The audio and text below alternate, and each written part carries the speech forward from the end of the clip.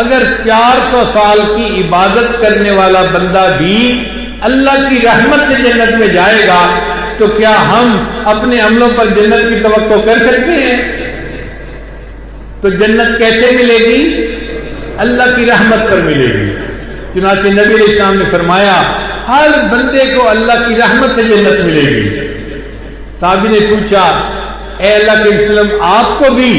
تو نبی علیہ السلام نے فرمایا الا ان یتغمدنی اللہ برحمتہ، ہاں اللہ کی رحمت میرے اوپر جب غالب آ جائے گی اللہ اپنی رحمت سے مجھے بھی جنت عطا فرما دیں گے۔ تو جنت ملے گی اللہ کی رحمت سے، جنت ملے گی اللہ کی، آپ ذرا اونچا جواب دیں، جنت ملے گی اللہ کی رحمت سے۔ پھر جب بندہ جنت میں داخل ہو گیا تو جنت میں اس کو مکان کس سے الاٹ ہونے؟ اللہ اس کے عملوں کو دیکھ کر مکان الاٹ فرما دیں گے۔ تھوڑے عمل ہوں گے تو نیچے گھر ملے گا، زیادہ عمل ہوں گے تو اونچا گھر ملے گا۔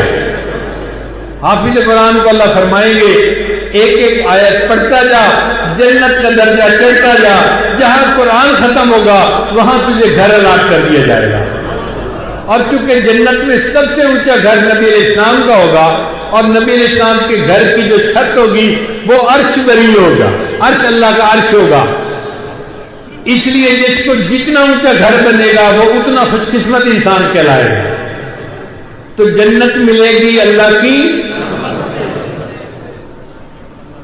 یہ خوش فہمی نہ رہے میں بڑا مراقبہ کرتا ہوں، میں بڑے ذکر کرتا ہوں، میں بڑے نفل پڑھتا ہوں، میں بڑی تہجد پڑھتا ہوں، میں نے چلے لگائے ہیں، میں نے 3 چلے لگائے ہیں، میں تو اللہ کے راستے میں نکلنے والا ہوں۔ یہ اچھے اعمال اللہ نے کرنے کی توفیق دی، ہم اللہ کا شکر ادا کریں، مگر دل میں یہی رہے کہ جنت کیسے ملے گی؟ اللہ کی رحمت سے۔ اچھا بھائی یہ جنت اللہ کی رحمت سے ملتی ہے تو آپ کسی انسان کو کم نظر سے دیکھ سکتے ہیں؟ یہ بے نمازی ہے، یہ داڑھی منڈا ہے، یہ تو فلاں ہے، یہ تو فلاں ہے، یہ فلاں ہے۔ بھائی ہمیں بھی اللہ کی رحمت سے جنت ملنی ہے اور اس کو بھی اللہ کی رحمت سے جنت ملنی ہے، اس لیے کسی مومن کو کم نظر سے نہیں دیکھ سکتے۔ کیا پتا وہ ہم سے پہلے بخش دیا جائے اور اللہ اس کو پہلے جنت عطا فرما دے۔